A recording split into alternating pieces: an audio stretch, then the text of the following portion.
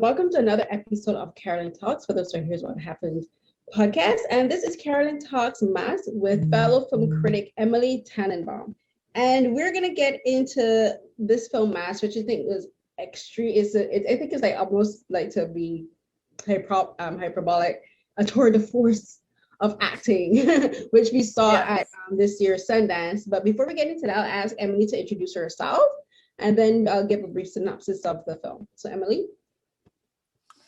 Hi, I'm Emily Tannenbaum. I'm a film critic, entertainment writer who lives out of LA. I was previously the entertainment editor of Cosmo, but then went freelance to focus on my writing more. So Mass was a film that premiered at Sundance by filmmaker and actor Fran Kranz, who does not star in the film, but he directed it. And it's this very isolated conversation between the parents of a school shooting victim and the parents of the deceased perpetrator. So two pairs of grieving parents, a really harrowing situation. And it seems it's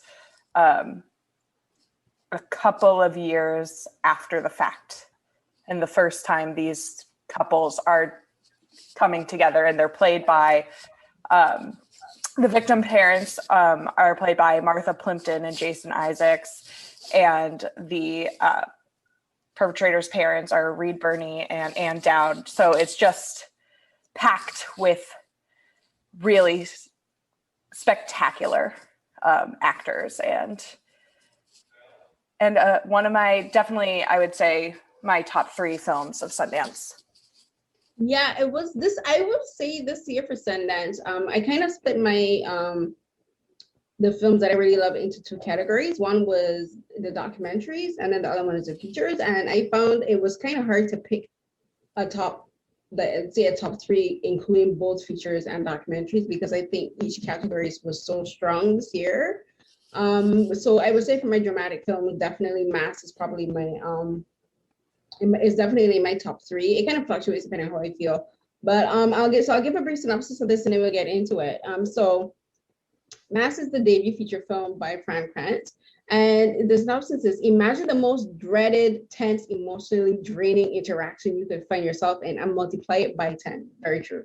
That is exactly what 2 sets of parents, Richard, Linda, Jay, and Gail, are facing. Years after a tragedy caused by Richard and Linda's son tore all their lives apart, Jay and Gail are finally ready to talk in an attempt to move forward. And the description of this film, I think, is like pretty spot on, because this film is super tense, and it is, you do feel emotionally drained when at the end of this film. I remember like a lot of our critic friends who watched this, they said they couldn't watch anything else after this film, because when you're done, you feel like exhausted, and you feel like you've been on this emotional journey with these characters. And I think that's a really good recommendation of the film, where as audiences, we do feel the same emotions, or at least as close to the emotions with the characters as you can, where you feel that you're not just watching it, you're experiencing it with them. And this cast, these 4 actors, I think they did a phenomenal job with the material, and just like so much of it is about their facial expressions and their body language, and they just did an amazing job. And I think for Fran Kranz, I think he did a fantastic job for a debut film. Like, to do something like this with your debut film is pretty amazing. And I've seen a lot of really good films recently, where especially for Sundance, where I think all of the dramatic features that I liked were by first time directors. So let me see, there's Mass, there is, oh wait, I'm wrong. So most of them, so it's Mass, and then Wild Indie is by feature debut director. And I had to readjust, because One for the Road by Baz Punipria that's not his first debut. That's not his first feature. So that's why I had to correct myself. I believe one of my other favorites, On the Count of 3, which I know other people had mixed reactions, but that was one of my top movies, and I believe that was Jared Carmichael's first directorial debut. So before we get really into the positives, because they're like, I think that's the majority of our conversation is gonna be that is, were there any aspects of the film that you didn't, not necessarily didn't like, but didn't really grab you, or that you wish had been done better? So I can't say that I have any specific cons or anything that I wish was different. The only thing I can really think of is I don't know if this furthered a conversation. Like I felt extremely emotionally vulnerable after. I felt for the characters. I thought it was a beautiful film. I don't know if it took me anywhere surprising. I don't know if there was any revelation that I had not thought about on this subject of school shootings and gun control and the way it affects people. But I also don't necessarily feel like that's what it needed or was trying to do. I really think it was an exploration into these characters and their conversation. And I don't think it was meant to manipulate the audience or change an opinion in any way. Right. So, but that is something I was thinking about. Yeah, for me, I agree with you, but for me, the other part of it is there's the way how the dialogue is structured. A lot of it is especially going into their main conversation, a lot of it is interrupted dialogue where people start saying something and they don't finish it. And I guess a lot of that has to do with, like, sometimes you're so overcome with emotion, you don't know how to, you're thinking something, but you don't know how to verbalize what you're experiencing, which I understand fully. But then there's parts where it feels like, I need to know what you want to say, because I need to get into your head more as a character, like as an audience. I'm like, just give me a bit more dialogue, just give me a bit more of what you want to say, because like we only discovered that it's about a school shooting like close to the end of the second act. And it's a moment that click, and you just get the inference from that, and then they do carry that story along, but you're left wondering way too long what the main contention is. Like, was it an accident? I was like, what, like, did they die together? Was it a car accident?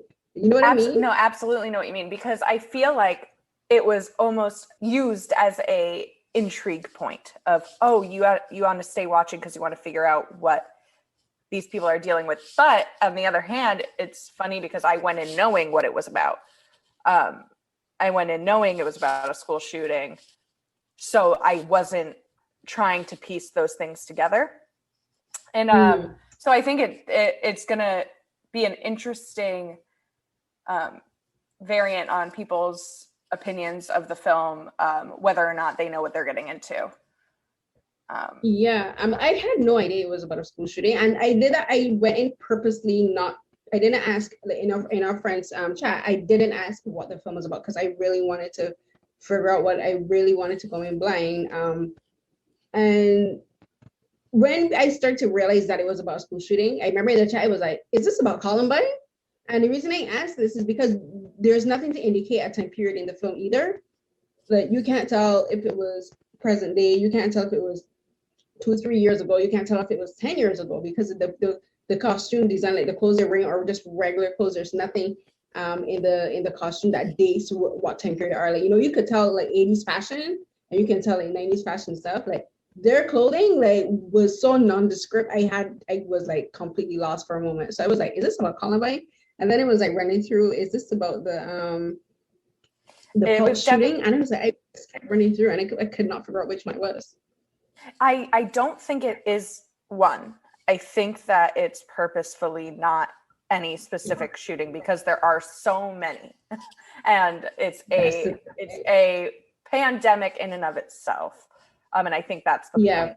But I do believe, if I'm not wrong, that Fran really started thinking about this topic after Parkland, and that was like the closest, like, if it were to be one, that would be the one I would have connected it to as well. Yeah, it was Parkland because I watched after the film, they had the director's thing, and he does say that he said that the idea for the film, or just the explanatory story, came when he heard a radio report, and they were talking about it, and he said he started to think about it, and then that's when so it was Parkland. But like I just said, like, I think it was purposeful that you can't tell, and it is supposed to be showing that it's like these things happen so often, you can't really stick down a time period, and like it's an, as you say, it's an epidemic, and like the name infers, it's like there's like mass shootings, but it happens on a massive scale. Like the amount of the school shootings or like shootings at like public events in America is like astronomical when you consider like the time period between each and like there was a period, I think like what was it, like 4-5 years ago, where you were having a shooting almost every other month. Mm-hmm. Yeah, it's I don't have it in front of me, but I know that there were kind of insane number of school shootings specifically in just 2019, like heading into 2020 when everything shut down. It feels like we don't ever escape the cycle, which I think is something that's discussed heavily in the film, especially with Jay, who is played by Jason Isaacs, who many will know as Lucius Malfoy from Harry Potter. But his character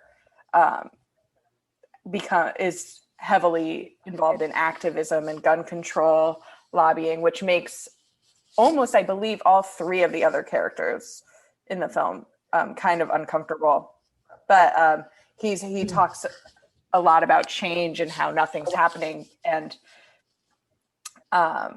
the shooter's father is very resistant to activism. He's like, oh, we have to look at everything. We have to focus on mental health. And it's too much to just try to change all of these things. And it's like, well, if we don't, we're going to keep having this insane cycle. But yeah, and I think and the thing I wanted to, and I think this is one of the most impressive things about the film, is if you look at the characters and how they're written and their dialogue and how they're portrayed and acted, they actually, to me, symbolize 4 of the stages of grief, actually, like maybe all 5 stages of grief tied up individually and in pieces. So like for Jason Isaacs' character Jay, he's the anger. He's the one, he's at that point where you're angry, you don't want to let anything go. You're like, I deserve to feel my anger, I deserve to be caught up in my grief. And a lot of his anger stems from frustration, not only at the loss of his son, but the senselessness of it, because it's just like, this did not need to happen. And he's like, these things could have prevented, not only from the parents, from the perspective of the parents of the killer, but also he's talking like you mentioned, politics. He's talking about how the government should be handling these situations and how these things would stop happening if the government would do gun control and do proper legislation. And he's that anger. And then when you look at his wife, Gail, played by Martha Plimpton, she's close to the end of the 5 stages of grief, where she is at the accepted stage and she's ready to move on. And she's just like, I'm exhausted. Like if you look at her, she's exhausted so much. Yeah, I agree. And I believe more so that she wants to be at acceptance. And that was like the point of the entire meeting that she had called for. But she struggles throughout the film. She goes from, she like has her moments of rage and has her moments of even doubt of what she's doing there. But it is all in seeking of acceptance and that like turning point, like you said. So I just found it really fascinating how he did the thing. So we'll get into the individual characters a bit more time, but I want to talk a bit about the setup for the entire film. Well, what did you think about how it began? Because it begins almost awkwardly. We're at this they're not is it a Presbyterian church? I believe so, but don't quote me on it. It could have been Methodist. Yeah, I don't think it's Methodist. I think like Presbyterian, because like the church that I go to, Seventh Adventist, but the church that we used to run with, that like, not with COVID, we don't go there anymore, but it was a Presbyterian. The setup was very familiar, and like but beyond that, the thing is like they go into this church and you're going into this meeting room, which is like where you would have like prior practice, whatever. And they go into this room with this table, and the church secretary, she's just awkward, and she's so and she wants to help so much, and it's just like you're just like something is up, and I'm like, why is she so I thought that awkward? was so, I don't like to be too hyperbolic, but I thought it was such a genius entry point, because I think that there is such a weight to this topic and weight to this conversation that is so heavy and so grief-stricken. But then you've got a world that's moved on. It's like we mourn as a country after Parkland or whatever, any of these, for a period of time, and then everyone moves on, except for the people who lived it. And so they're stuck in the same grief that we feel initially after any of these events. But outside of that, life moves on. So you've got people doing everyday things like preparing boxes for something, another event, or the chorus practice that they forgot to move. And they're horrified by the idea that these poor people that they empathize so heavily with are going to have to hear singing. And it's just, how do you create this space for them when life has to move on and when life is still being lived? It was, I thought, a very interesting way in, and I felt for Judy and I cringed at her. Yeah, Judy was so Judy played by Brita Wu. I think she's such an interesting character because she's like, you can tell she's an empathetic person. And when I mean that she's I think she's one of those people that could pick up on people's emotions very easily. And she's like, which I think is actually a really good character trait for someone who works in a church and who's a church secretary, because you meet people of different, who are in various emotional states. And she has no idea what is going on. All she knows that they're renting this room and it's used for, she has no idea for grief counseling. Well, she just knows that these people are coming in and they're going to be uncomfortable, and she's like trying to set up. She's providing water, she's providing snacks. She's worrying about the chairs and the table. And I can kind of relate to that, because working in the church, I used to do the same thing. When we prep for meetings, we think about, okay, where do we put the tissues? Where do we put this? But then you have Kendra, who I'm assuming is their grief counselor, or she's the person that's been working with them. And she picks up on things that Judy doesn't pick up on. So she's like, move the flowers. That's going to make them uncomfortable. She's like, put the tissues to the side, because the tissues is gonna almost like be a precursor for them praying. You don't want them to think about their tears, so put it aside. And she sees like the stained glass window. She's like, that could be a problem, but you can't do anything about it. And I'm like, these little things are just like, we don't think about these kind of things once we've moved on from our grief. But then in that moment, she's thinking. And then I was just thinking about her as Kendra, like she has to work with people all this time, and she always has to be hypersensitive to anything that could upset them. Exactly. And I mean, I interpreted it a little differently. I did think that Judy knew who they were and what they were doing there, which I think made it so much harder, because she is just this woman who is works at this church. She doesn't know, she can only know her own empathy and what she hopes would make people feel better. But like you said, Kendra, this is her job. This is what she knows. So it's like those things that she picked upon, like the food that no one's going to touch and all of those things, because our instinct is to feed people who are sad.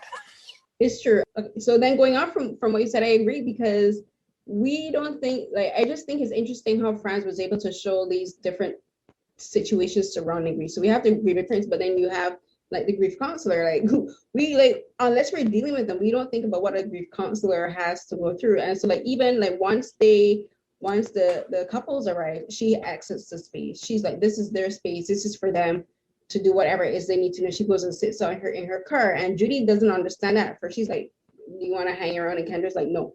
And for me, I saw that as her having to separate herself from the situation, because she can't always be in that space, not only for them, but also I think for her own mental well-being. And as well, she's like, this space, I can imagine it being in that room that you could probably feel the weight of the grief. And she's like, I can't be around this. I'm gonna sit in my car and go read in my car for however long it takes these people to do this. And I think she says she was doing it for 6 years.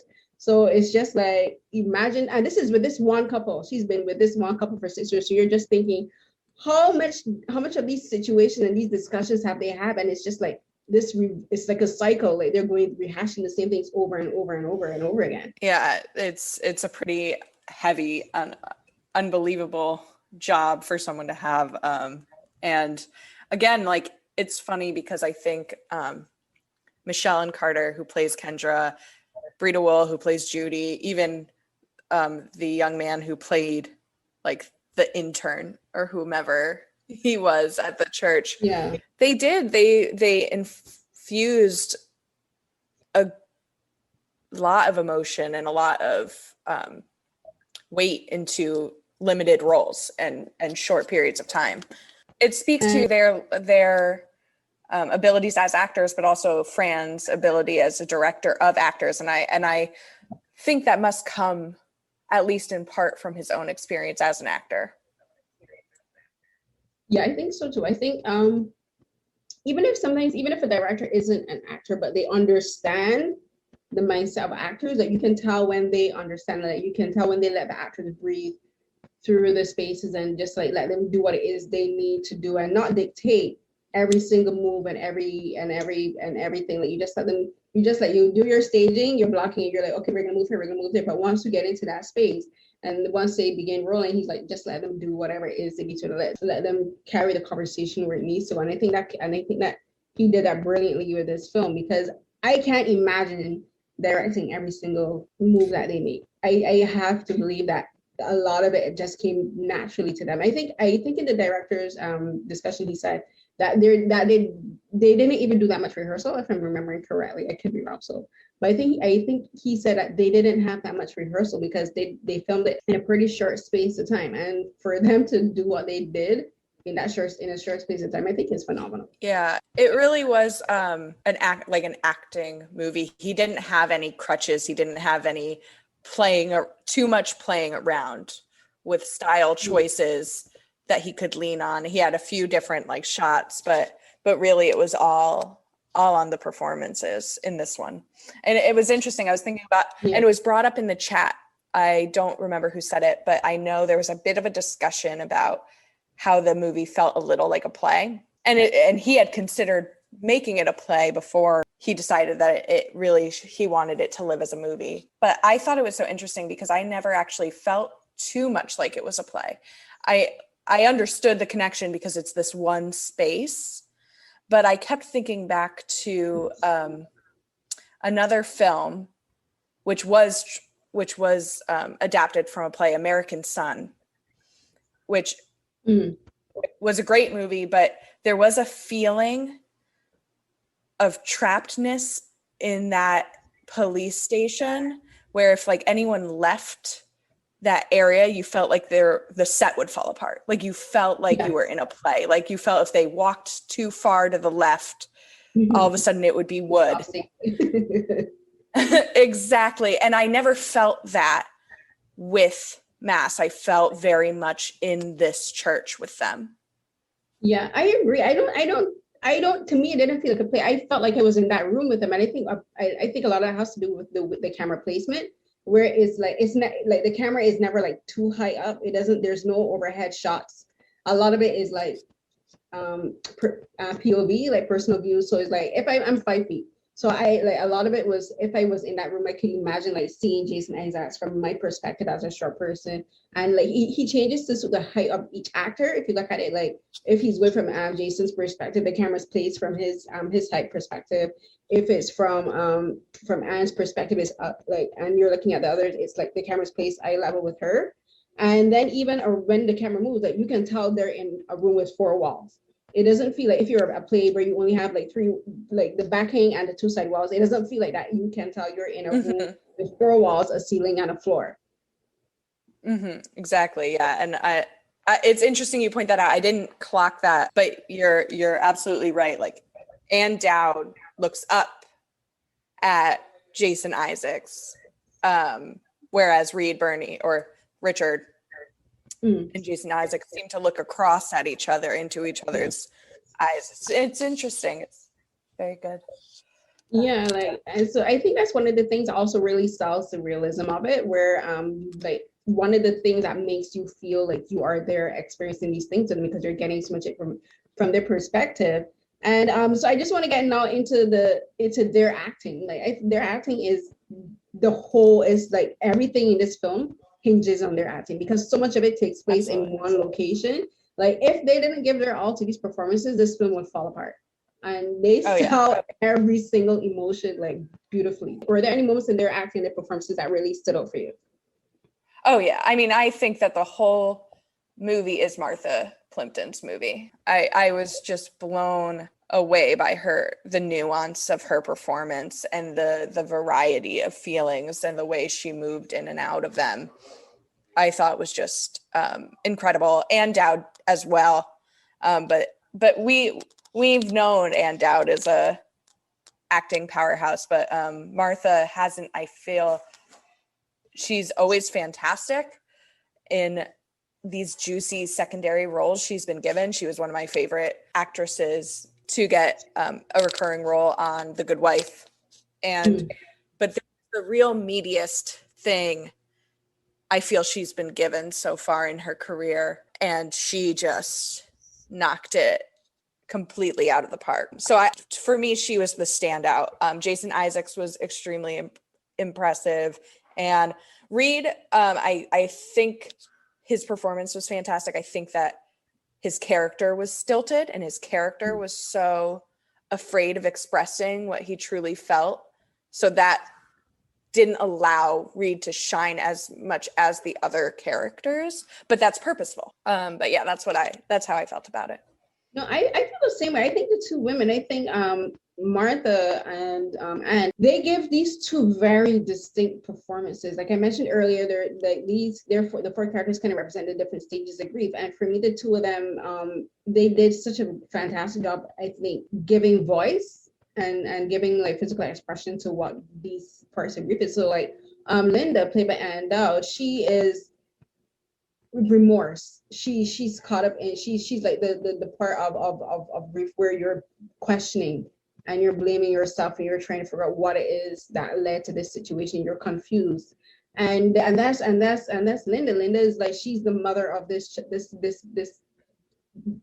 person that she raised, that she held in her womb and that she raised as a baby, and she saw all of his joys and his ups and downs, and then he grows up to do this monstrous thing, and she's confused. She's like, how did I contribute to something? Like, where's the baby that I raised? Like, she could have fathomed this, and she's so confusing.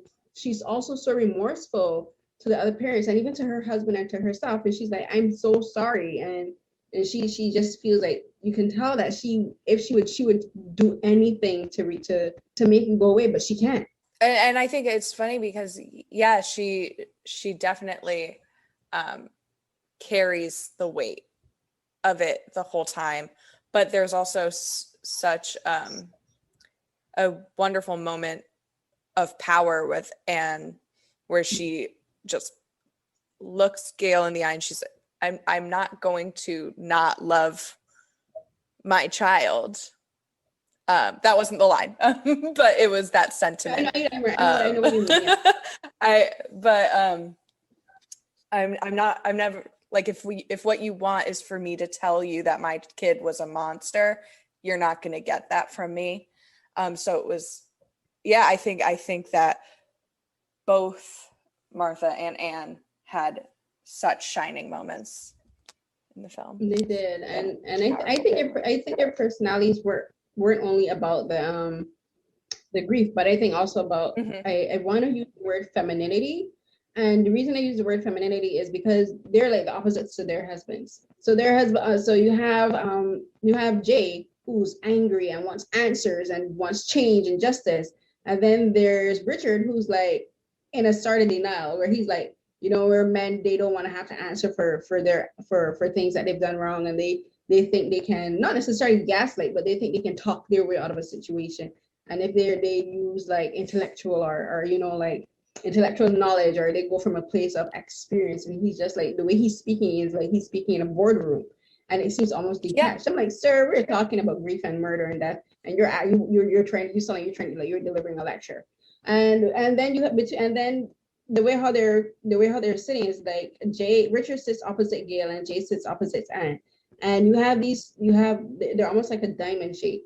and they're playing off of each other, and these two men are just like stuck in their own, from their own perspective, and like they want to be heard, whereas the two women are there talking from a place of empathy, they're talking from a place of emotion and connection to their children. Not just that the fathers aren't, but they're talking more from a perspective of they're emotionally connected to these two children that they gave birth to. And I just think, I like, if we don't see any kind of nominations for these people next year, like scrap every other scrap all the awards, scrap them. Like, no, seriously, because I'm just like, but just thinking about it, like I thought about this film a lot. I just think about it, like they blew me away, because I'm like, their emotions are so just raw. But then when you think about just grief in general, it doesn't have to matter. It doesn't matter what situation is, but when you're experiencing grief, like you see so much of your own, you see so much of what you thought in grief in them. And then you have to think about it perspective as women, where we're also trying to calm down the people around us. Like they were trying to calm their husbands down, and they were like, and she's like, Richard, okay, just like, back down a bit. And then Anne is doing the same, and then Gail is doing the same. She's like, Jay, you like chill out a little bit. And it's just like they're exhausted, and she's like, you two men are exhausting us too. Like, and I absolutely see what you're saying, where too, about the emotional like connection, like everything that Linda and Gail talk about is their specific child. And I believe in every moment it's the snails that the boy collected, or the time for Gail, the time her son came home covered in mud before an event. And for the two men, it's these broader conversations about responsibility and like society, and the lawsuits that happened afterwards, and all of these things. But for the women, it's just completely always drawn back to the kids, wanting to show pictures of their families and all of those moments. But that's definitely an interesting piece of it as well, for sure. Yeah, no, I just like this film. I think this film is just so deep. There's so many layers. So many layers. There's so many layers. Just I would love to talk to Franz, because just even the set design and the way there are certain certain little moments that come back. Like one of the things that struck me is when they go into the room, Gail has on this blue cardigan. Is it a cardigan or a scarf? Maybe I think it's a scarf, but she puts it on the back of her chair. And then I'm wrong, it's not Gail, it's Anne's, because I remember, because it's Anne's, and she puts it on the back of her chair, and then later she brings the chair with the cardigan across to where Gail moves, because there's a moment where Gail gets up and she literally can't be at this table with them, and she goes to sit in the corner.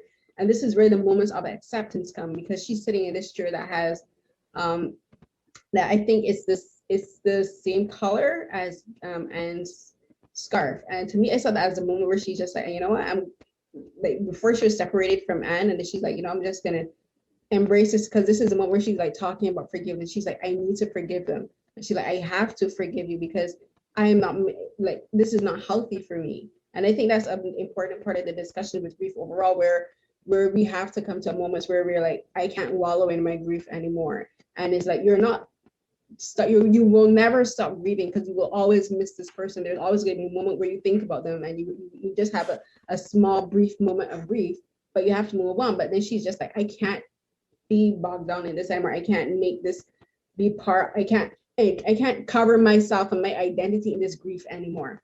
And I just saw that the way how she just separates herself from Jay, I think was a really important moment too, because I think like, I felt almost like, where if he thinks that she is in the same grief with him, that it gives him permission to keep holding on to it the way he wants to. But whereas she stepped aside, it was a moment for him to say, like, maybe I need to start moving away from this too. So I just thought it was just like one of those really small moments that telegraphed so much. Yeah, yes, for me, Gail's move from the table to the armchair was like a very big moment. And then another thing that I would love to know the intention of that I would love to talk to Fran about, but something he did that I found so brilliant is at Jay's almost deepest moment of grief when he finally lets loose what he's been wanting to say the entire time. It cuts away to a field. And I know a lot of people have different perspective of what that field is supposed to represent in that moment. And I think it is supposed to represent something, because Fran was like, oh, I'll let people think for themselves. So it clearly does. But for me, that moment was important because I think sometimes movies dealing with this kind of topic, or any truly horrible topic you could think of, subject, there is a line between showing emotion and trauma porn, romanticizing grief or exploiting grief. And for me, that moment felt like you don't get to own this man's worst point in his grief and his experience, because that was like clearly a breaking point for him that perhaps Gail had prior to even this conversation between the parents. So for me, that was such a brilliant choice, and I might be completely off base with what it represented, but that's what it felt like to me. And I thought that was great, because I like, it feels weird to say that this is a subject that speaks specifically to me, because I think it is such an American experience that we all live with every time one of these happens. But having grown up right outside of Parkland, and then remembering the day that everything happened there, that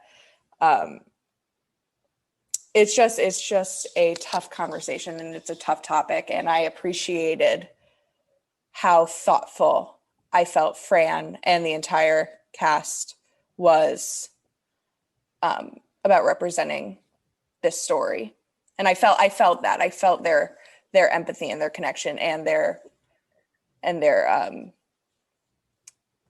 restraint, I would say. No, I understand. The moment that you're speaking about, when it goes to the field, that scene legit gave me chills, and like the hair on my arms rose, because with the field, there's like this barbed wire fence, and on this barbed wire fence there's a little red streamer attached.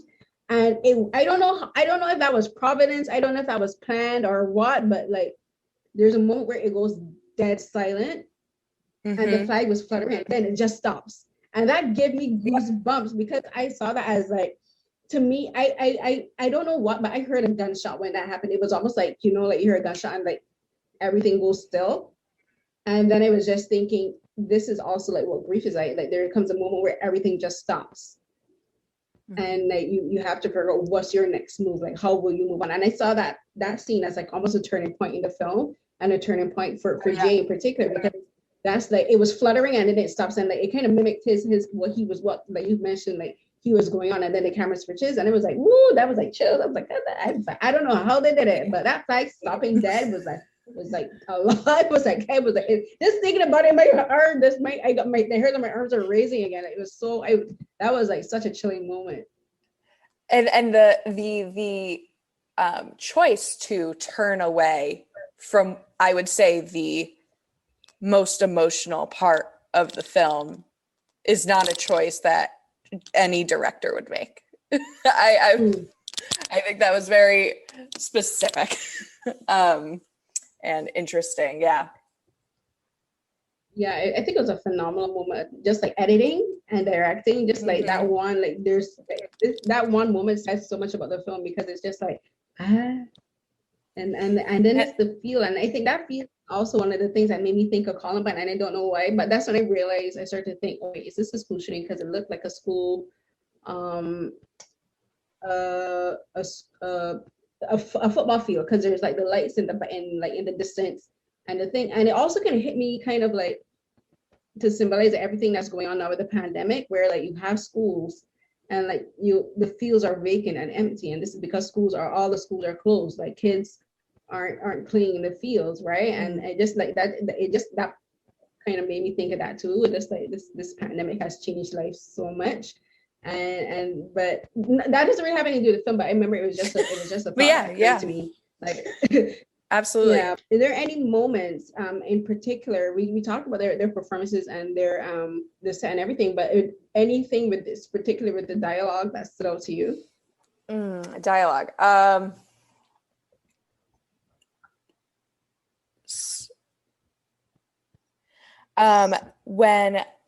Yes, okay, I have it right here.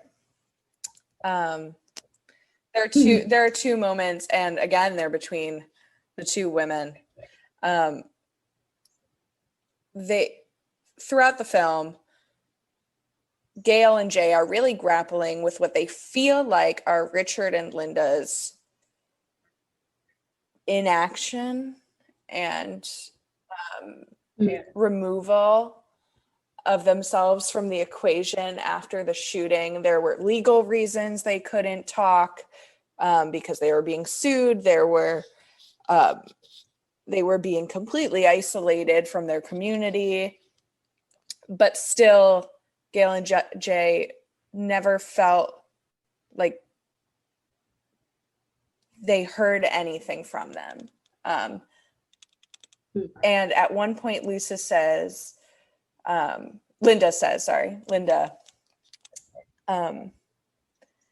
never thought I had enough good to say. And it really was such a striking line to me, because I was just like, what could she have ever said that would have helped these people? Nothing. And then Linda had another line, and this is, I think, what I brought up before. I should have just brought up my notes then because I had it right in front of me when she goes, I know the world would have been better without him, but I can't say I would have been. And yeah, that's I'm like tearing up like right now thinking about it.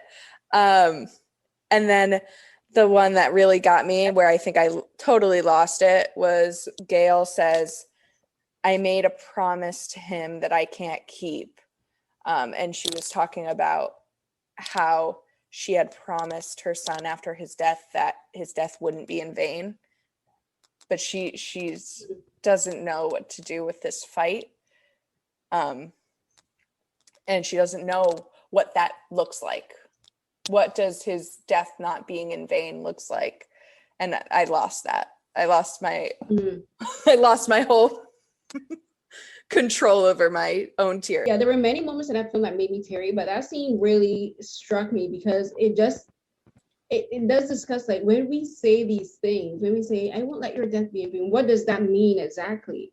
And then when you're talking about something, we're talking about gun violence, we're talking about something that goes from a very micro level where it's their personal, what happens to them personally. But if you're going to take it up talking about, like, with the government, how does that play into doing things like gun legislation? They're only, like, they're fighting this, and there are other families doing the same thing. But at the end of the day, you know, like, these decisions are out of your hands. Like, they're not the ones who are going to put laws into place to enact gun registrations and, like, you know, and stricter rules and regulations for owning guns. And like, I think for her, at that moment, she's like, I'm tired. And she came to a point, like, I think there's one of those moments where you realize that you do have to move on. And even though the person that's gone is your son, and like they talked about, like, watching it from growing up, and like, there has to be that amount, that guilt that also comes with, you know, in a sense, letting go, and in a sense realizing that you can't win this fight, and that you realize for your own personal well-being you have to let go. And I think for her, when I saw that, I was just thinking, she has to go through all of these things. She has to go through the idea of guilt, of letting go, of thinking she failed her son, of maybe failing herself and her husband too, and like all of the other kids that were killed in the school shooting. And then there's all these things that she has to deal with. And then it just hit me. I'm like, imagine being in that situation, like, everything that's running through her head. But then she has to come to a point, like, you have to be so strong to say, I can't do this anymore. I'm going to have to break this promise to my son. And I'm like, like the weight that could have been on her shoulders, like even if she does forgive Jay, and no, if she does forgive Linda and Richard, sorry, Linda and Richard and their son too, she now has to contend with the consequences of that too, right? So I'm just thinking like, yo, that part of that dialogue was a lot. It's heavy. And especially because I mean, something for Gail was, and the difference between Gail and Jay and Richard and Linda was Richard and Linda, their marriage imploded. They weren't together. They clearly like had love for each other, but they were separated. Jay and Gail were still together. And also, and I believe it's for both families, but Gail has another child that she doesn't feel like she's giving the most of herself to. And there's other people besides Gail that she needs to not move on. I feel like move on is the wrong wording, but let go of some of the pain to be present for. Yeah, I don't like this film there's so much there's so much more we could discuss about this film. I could go on. I think also one of the best things about the film is it's paced really well. And it feels long, but it doesn't feel too long. It feels like it gives you enough time to go through these emotions, because I don't think a film like this could be managed with like an hour and a half. I think like the 2 hours runtime fits it perfectly. I think because it gives us, it takes us through the journey, and it doesn't feel like it's forcing the story. It doesn't feel like it's trying to manipulate. Right, that's one of the things I think one of the best parts of the film. It doesn't feel emotionally manipulative. Exactly. It doesn't feel Fran doesn't feel like Fran is trying to make us sympathize with these characters or try to make us like feel emotional. He's just like, I'm giving you this story that however this drives you is where, like, wherever this takes you is where it's going to take you. Exactly. It doesn't. He also wrote it. I don't know if we said. I know we said it was his directorial debut, but he's also wrote it. And I need to dial back. I'm a Fran Kranz stan for sure. I have been following this man's career a very long time because I loved him in Dollhouse, which is Josh Schmieden's. Won't say his name right. Schmosh Schmieden's Dollhouse. And I loved him in Schmosh Schmieden's Cabin in the Woods, and then Much Ado About Nothing. And he's had a very big impact on me. But I wasn't expecting this from him. And I don't think that, especially for his debut, there was no showing off. This wasn't about him showing off his flourish as a director or a writer. It was about telling the story that moved him, and I thought that came through, and I thought that was pretty great. Agree. Like this film, I don't know if I would call it perfect, but I think it's pretty darn near perfect. But yeah, this is definitely like just as we wrap up, like this is definitely one of my favorite films from Sundance. I'm so happy that I had the opportunity to watch it, because I think it's a film that, and I'm not even gonna say because it's topical or whatever, I just think just the performances and just like his directing is just so well done. It just needs to be seen as from, if you're a fan of films and filmmaking and acting, like this is just a film that you need to see, because what they do is just, I think they did a phenomenal job. And like kudos to the entire cast, kudos to Fran and the supporting actors too. They did a really good job, and it was all just right. It was all just enough. Nothing felt forced, nothing felt overdone, nothing felt like emotions weren't overwrought and over dramatized. And I just like, well, bravo. Kudos. And I mean, bravo. I can't wait to see what's next from him as a filmmaker as well. It'll be interesting to see. Do you know if this has been acquired yet?